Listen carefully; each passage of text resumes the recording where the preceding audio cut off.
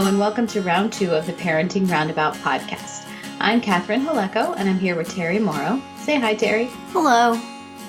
Usually on this podcast, we talk about parenting issues, but once a week, Terri and I like to get together to discuss TV, movies, books, and other entertainment topics, because it's nice to talk about something other than parenting for a change. But our mom voices are going to come out in a moment. They are. This week, we chatted about the latest episodes in our Good Place and West Wing watches.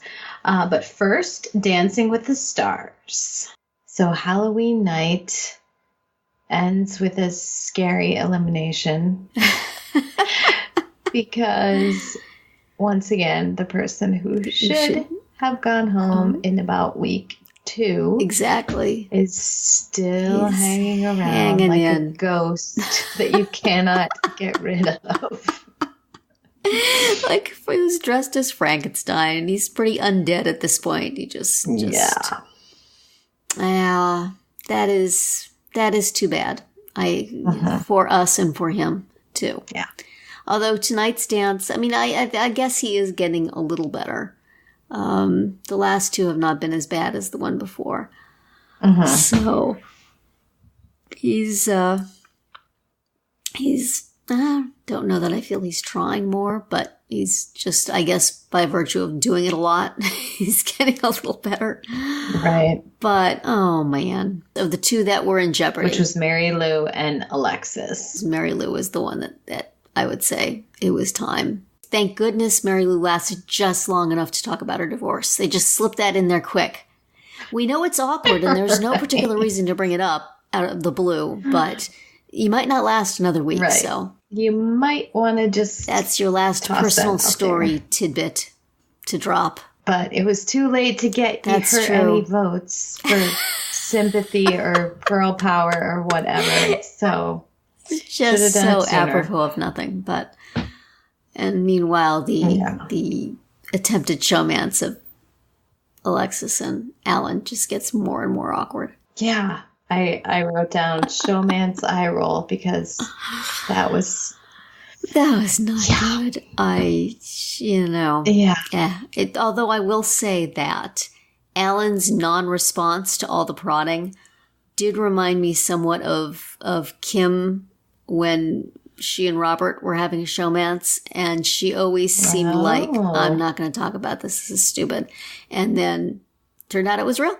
So who knew? And they're married with babies. So expect, who knows? It could happen. But it could happen. My husband was asking me, who is she and what is she famous for? And it was sort of difficult to come up with that answer for Alexis. I said she was a Sports Illustrated swimwear model and she's popular on Instagram, which is, I guess, a thing that people can be that makes them a star. So I Googled her. He didn't feel like she looked like a Sports Illustrated swimwear model. So I Googled her and found the pictures, and oh my goodness, she is wearing not much. So,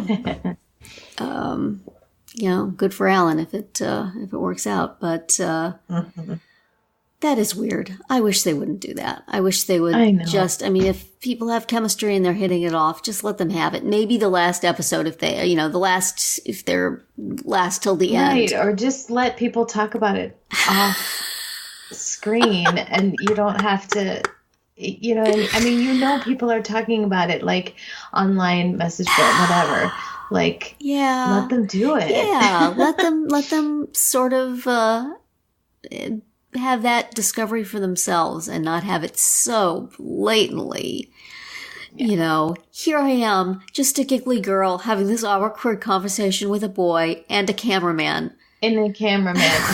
I have to address the elephant in the room. You really don't. No, you really don't. You could just as soon just keep going.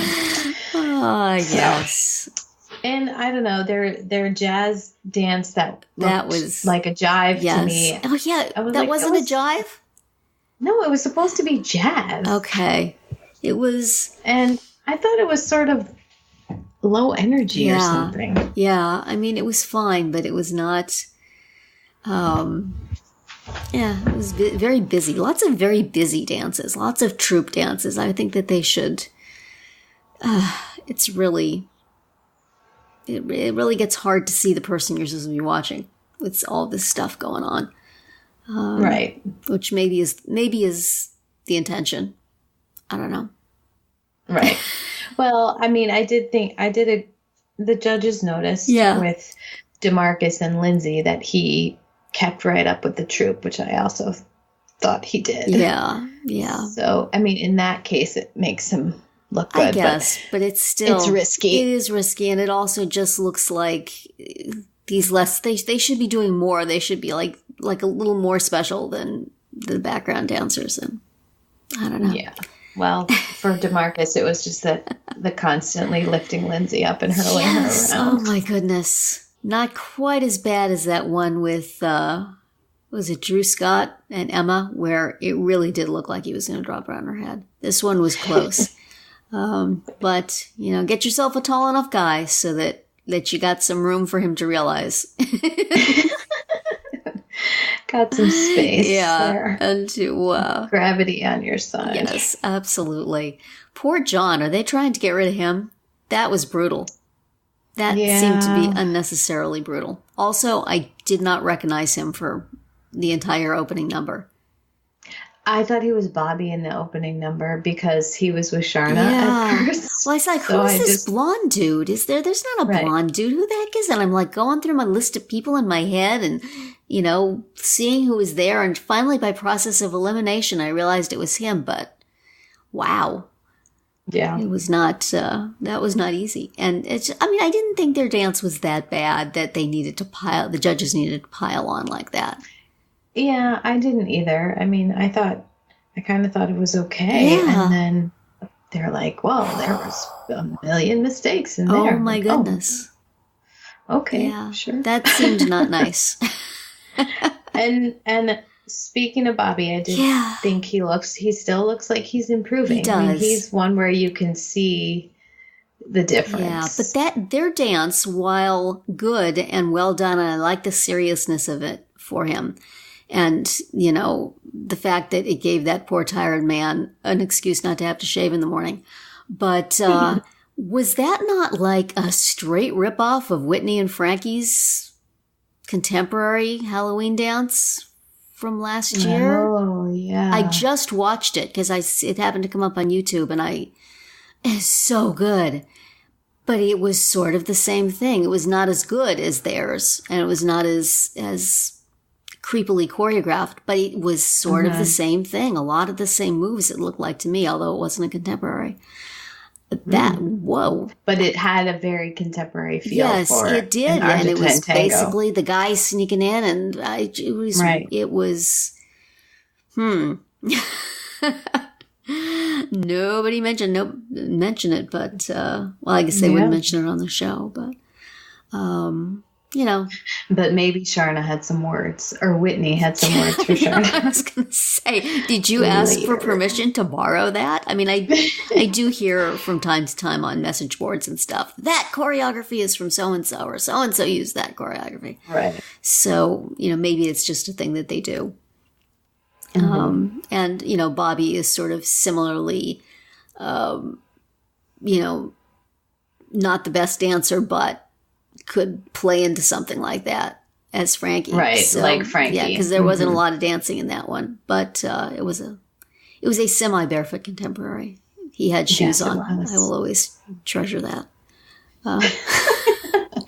And Whitney and Milo's number, 30 right at the beginning, right off the bat. Right. And it was indeed impressive, but it's hard for me to get over the fact that I'm not sure about using mental illness as a scary joke. Exactly. Very, very, very uncomfortable. And I know they do it at Halloween. They have a Halloween asylum thing here in our area, and there's always a big billboard of some, person who looks like Milo looked like in that dance. And it's just not appropriate, I don't think. Yeah, so, I'm not comfortable with it either. Yeah. Even though, if you take that away from it, he was very strong. Very, very good. Very good, yeah. But I also was having those feelings of like, don't do that. Definitely not. Yes. Yeah, I agree. Yeah, I mean, bad enough all the serious and respectful contemporaries on mental illness we've seen. Our dance today is about depression and post-traumatic stress disorder. Right. But in this context, it's really, really uncomfortable. So, ew, basically. Yeah. Though, good for them getting the high score. Mm-hmm. I really wonder if he's getting votes. He must be. He's very good. Everybody seems to like him. But he's a Disney Channel person. Oftentimes they have trouble getting the votes. So, Yeah, and they showed him in the audience on Juniors. Yes, I noticed that. On Sunday night. And so then I was like, oh, yeah, Milo's on this show. And I was waiting for him to come out and do a dance. And then I was like, oh, no, he's on tomorrow. Yes. Whoops. So close, but not quite. But if you think about, he's like, what is he, 17, right? He's 17, so he's only, what? He's 3 years older than 3 Miles. years older than, right. Just like, oh my. And Mackenzie, is she 15? I think she's 14 also. Okay. Yes. So yeah. Yeah. He's on the line, but he's doing well. But he's so good, and he seems so mature in his dancing and his performance. So, and that was very impressive. And so we didn't talk about Juan Pablo and Cheryl. They got a lot of 10s. Yes.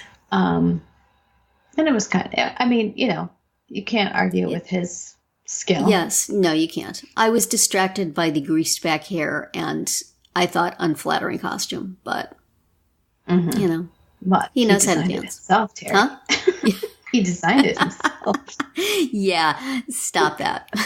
Leave it to the pros, please. It was not a good look, I did not think. And then the other one we didn't talk about was Ivana and Keo. That was good. I liked that. Good. I thought she did really well. I'm not comfortable. Really high scores. Yeah, I'm not comfortable with people asking for 10s in their package, but it's either gonna work for you or gonna go very badly. So, yeah, it was. But I didn't think it was. Well, I don't know. I guess they did very well last week too, and it was nice that they get recognized. I don't know how. Well, I mean, I guess they're all hanging in there, but I wonder if if they're pumping up the show-mance so that Alexis gets some votes, or if if she really is in jeopardy all these times, or if she's just a fake jeopardy. Right. Good question. She's very cute, but not my fave. But and I just want this ridiculous show-mance business to end. Right. Agreed.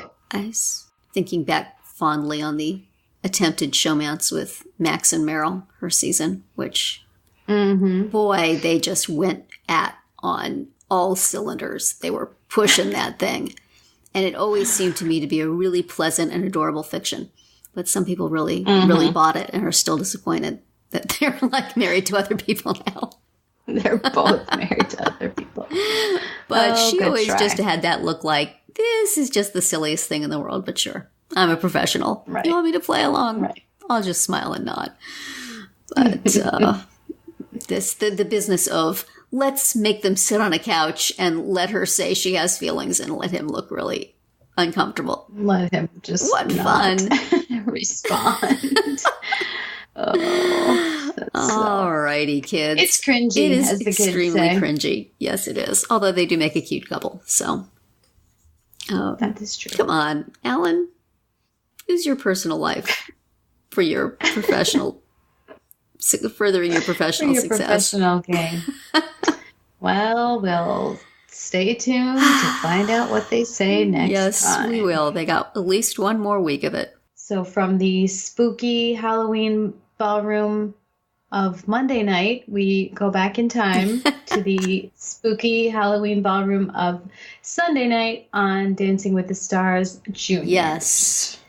And considering they recorded this in like July or whenever they did, it certainly had that Halloween feeling. I mean, I think it must be fun. I mean, a lot of these kids are actors anyway, but it would be so fun to get like a professional costume and hair and makeup for Halloween. Yeah. Well, there were, I thought, really a lot of very good dances, but the scariest part remains the stupid elimination at the end, which they have to do Dancing with the Stars style, with everybody looking horrified that they may be going next, and then the person who is eliminated crying, which the camera in this case sought out. Where is she? Where is she? She's in that crowd of kids. Oh, she's crying. Let's zoom in. Let's see. Oh my goodness. What is the matter with you people? You know, as we've said every time with this, there's so much that is being done right. So much is being done sensitively to protect the feelings of the kids. The judging is very positive. They can't end it that way. That is awful. Either if you can't keep them all in the whole time and then give prizes at the end, find a dignified way to do that ending. Let them go somewhere in a room and cry, and then come back out and use that footage. It's just awful. It's awful. It really is. And we were discussing beforehand, I mean, for us to be made to feel sorry for Honey Boo Boo is really like showing how ridiculous this is. And she was the only one that I would have, one of maybe two, that I was okay with going home. I mean, I thought she needs to go home because she's clearly not as good a dancer as any of these other ones. But I don't want to see her cry. But you don't want to see her crying. Exactly. You know, somebody has to go home. It's not like we're forcing her when there's no need, if indeed you're doing it that way. But I would love to see her go out with her usual snap and brio and not heartbroken and in tears. So and it's sad for all the other kids look upset too. They do. They genuinely looked upset, I thought. And that's just, you know, that's not right. That's like everything you hear about how, you know, witnessing violence and bullying is just as bad as like I'm not trying to make an equivalence here, but it does make me think of like it's difficult for these kids to see this happening to their friends and their peers. Yes, and really not necessary. Just, I mean, the fact that it is pre-taped and edited makes it completely not necessary. So why are they doing that? I heard something on social media that maybe it's not doing that well in the ratings and won't be coming back, which is too bad because I think they did a really, really good job. But that is the taste you are leaving in people's mouths at the end of the episode. That is what they're going to remember if they want to watch it again next week. There's got to be a celebratory way to end it. And that's positive. So we're going to complain about this every time, I think, because it's not going to get any easier from here. The kids we really, really like are going to get eliminated. And, oh my goodness, what is the matter with you? It's not going to be on next week. So they got plenty of time to go through the remaining episodes and edit that the heck out. Yes. Stop it. Please. But it's very painful. And as you said, there's so much good. I mean, all of the kids, you know, Honey Boo Boo, hers was like coordinated walking around. Right. But everybody else, there was a lot of choreography and it was really well done. I was really impressed by Jason. He was actually dancing. He stopped coasting on charm. Good for him. And he had to do an Argentine tango. Which is ridiculous. He but put on the that's tango face. Yeah. But I thought in both his and Akash, they were Argentine tangos.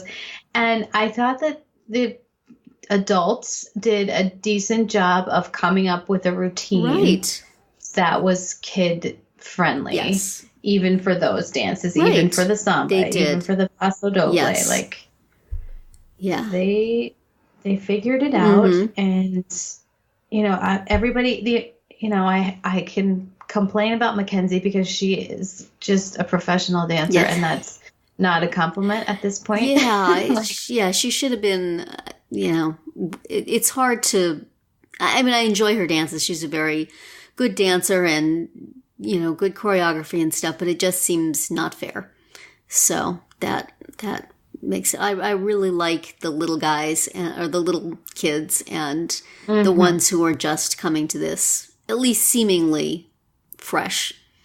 But, but they were all enjoyable to watch. And, I'm in addition to being impressed by the fact that Jason was actually dancing, how flexible is his partner? Oh my goodness. I know. She's like spinning her leg around like the minute hand on a clock somehow. You're going to get arthritis early, girlie. Watch out for that. Oh my gosh. She was something else. But, yeah. Let's see, was there anybody else who, I again, that Sky was a standout. I think she just does fantastic. Even in a dance that had her stressed, she did really well, I thought. And JT is adorable. So much choreography, and she really pulled it off. And same with Miles with the samba. Like his feet were moving. And he was wearing those special shoes that they mention on the adult version. Yes. Good for him. And Val pointed that out. Yes, I was amused by that. The only problem Miles has, I think, is that Riley being taller than him, and she had that dress with lots of swoosh to it. Sometimes I think he was wearing kind of like a dark flannel shirt. He got kind of lost behind her, I thought. So she's got to tone it down, or they've got to give her less flashy clothes. So that he's, and give him brighter clothes so that you can find him. Right. And at first I didn't realize he was even wearing a costume. I was like, didn't they give him a costume? But you had to see him kind of close up to see that he was a werewolf. Right. Like it was, because he was just wearing like pants and a shirt. So they needed to give her something much, much more subdued. So that was a big dress. So, but she's adorable. So, I mean, that's fine. But if you want to be looking at him, it was sometimes he blended into the background a little bit. Right. No, you're totally right. Not due to his skill and his ability, just due to the costuming. Lots and lots of good dancing. So we will enjoy. I almost want to just turn off my TV for the last, it's always such minutes. a downer when they get to that point and go, oh, yeah, that's right. There's this part.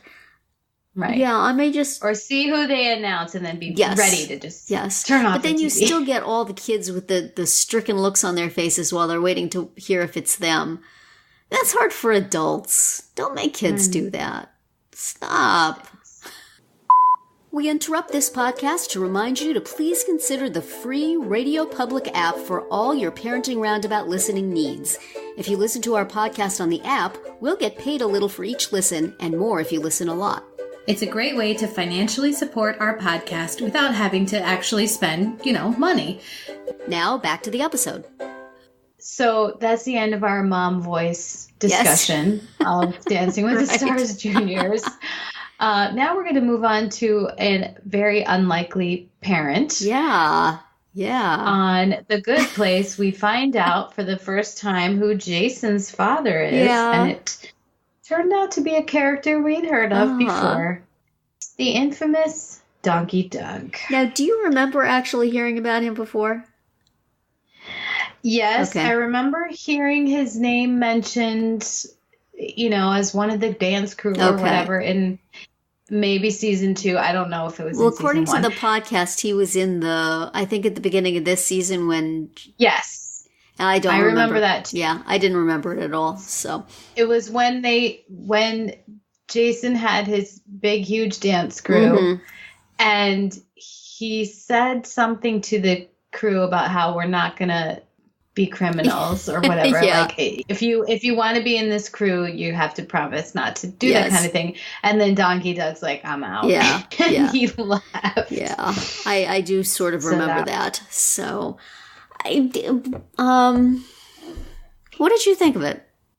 I laughed. I thought it was funny, when the monster truck taxi drove up in front of the Randy Macho Man Savage not international airport. I mean, I laughed. Yeah. I have to say. Yeah. So, and just like, I think the Tahani and Michael reactions and responses to everything that was going on with Jason and his family and friends was very funny. Yeah. You know, Tahani just being like, "This is your father?" Like, I don't know. I enjoyed that. But you didn't like it itself.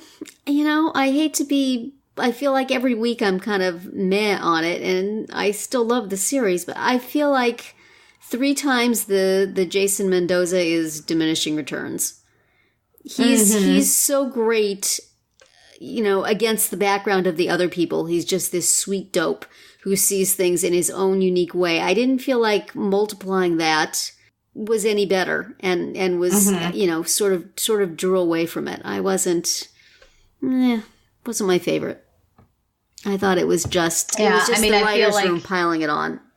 And I feel like coming episodes, you're going to get the other ones in focus, and it's going to be very little Jason. So it's going to be... I guess. But I would have liked more Jason and less of...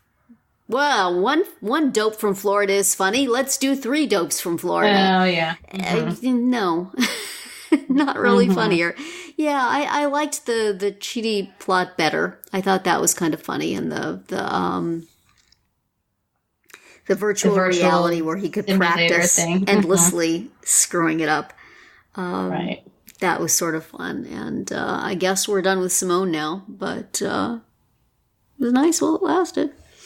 I know. Yeah. I enjoyed her. She was... Yeah, so it's sort of hard. And we're done with the Hemsworth brother. Yeah. Oh, we didn't get to see him dispatched. He just went from a cliffhanger to a done with. Seems like they owed him some cover subject. They owed him some, soul saving, I think. But maybe they'll get back to him. Yeah.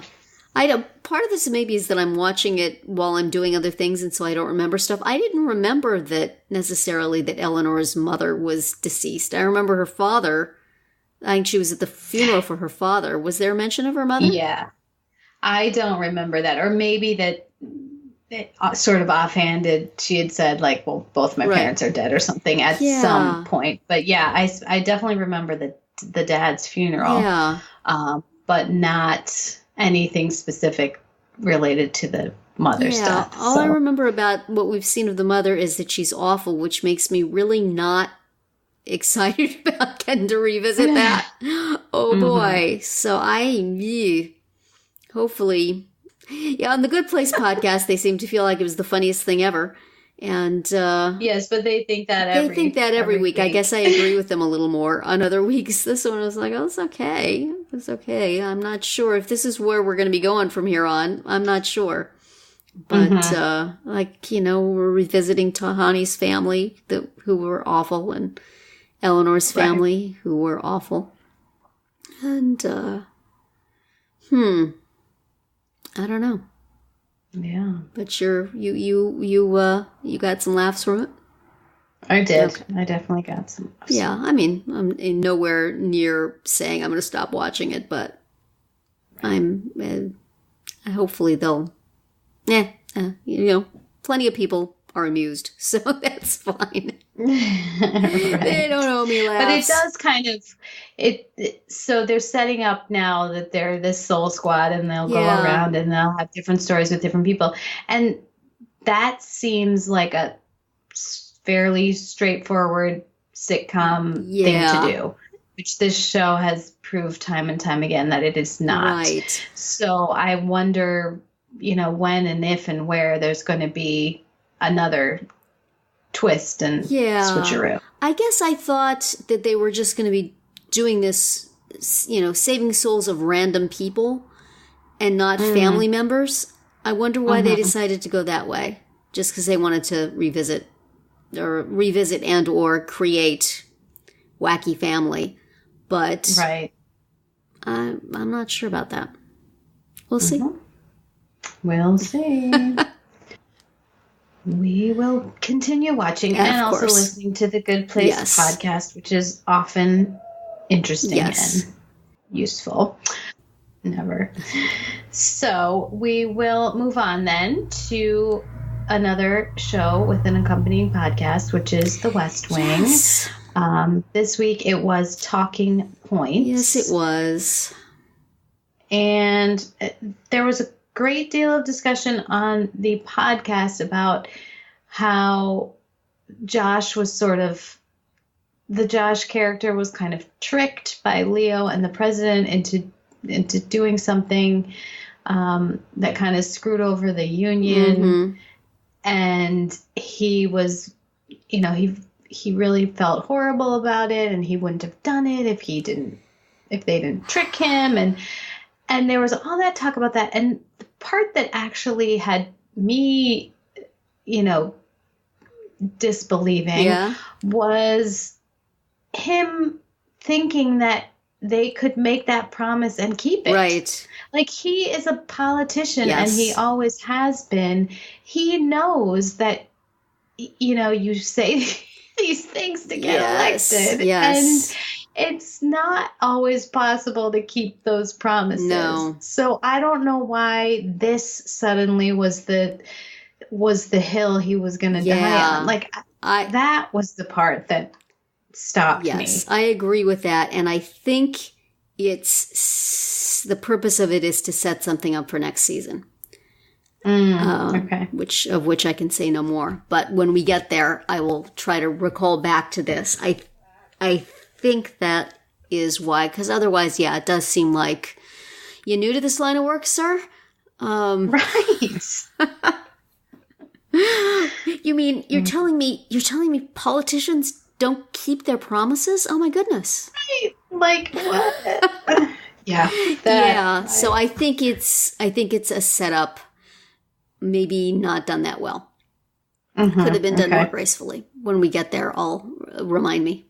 I think maybe you'll know when it comes. But so much this episode, I felt like I had seen. Hasn't there been another episode where some mad person is in Josh's office, and hasn't there been another one where he? It seems like a lot of the points of it I thought were in another episode, and then it's like, oh, it's this one, okay, right. But it was not terribly memorable, and Mary McCormick was there. She made her debut, yay, for like one scene. Not quite as bad a meeting with the president as Ainsley Hayes, but close. Right. She was not wearing a bathrobe and dancing, but still. Yes. I would say my favorite part of this episode was the very, very end when Josh finally sent Donna off to do some real serious work. Yeah, I don't think she's leaving to do that yet, is she? The Codell thing? No, but it sounded like yes, I think it's, the two episodes about it are not the next episode. They're the last two episodes of the season. So, which is probably saying too much. But, no, she's in the White House for next week. So it's coming up.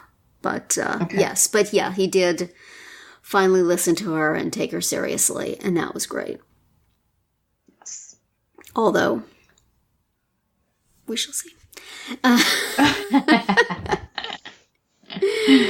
Anyway. And the other thing about Josh, which they did talk about on the podcast, was like how he can never, ever get a clue when it comes to intern Ryan. Oh, yeah.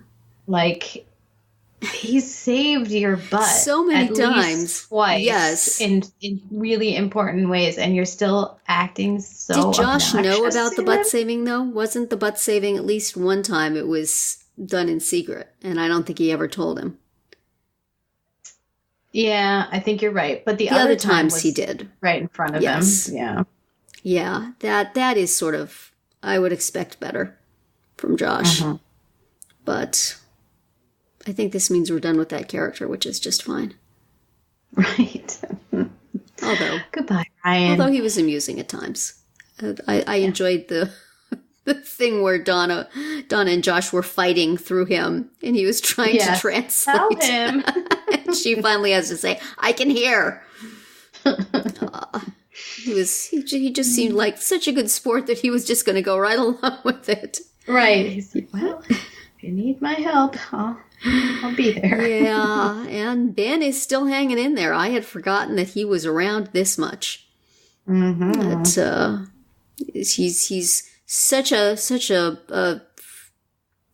item for conversation that even Leo knows who he is.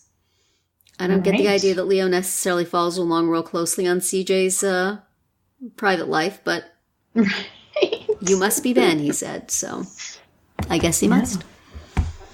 Paying attention. Well, we're so close to the end of season 5, and good riddance to it when we get there.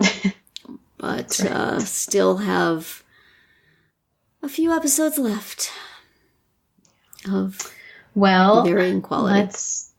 Let's say good riddance to this particular episode, at least. And this is the Terri is feeling grouchy episode of Parenting Roundabout Round 2.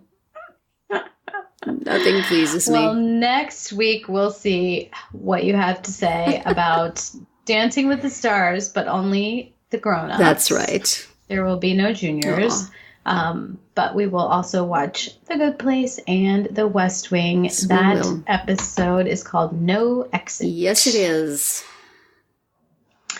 And I trust that is a reference to the French play. Probably. Yes, but also, yeah, we'll talk. Okay. So that'll be it for our round 2 today. Please subscribe to our Parenting Roundabout podcast so you won't miss any of our episodes, including our daily speed rounds and weekly group chats. As always, you can find recaps, links, and an opportunity to comment on our website at parentingroundabout.com. Bye, Terri. Bye, Catherine. Bye, everyone.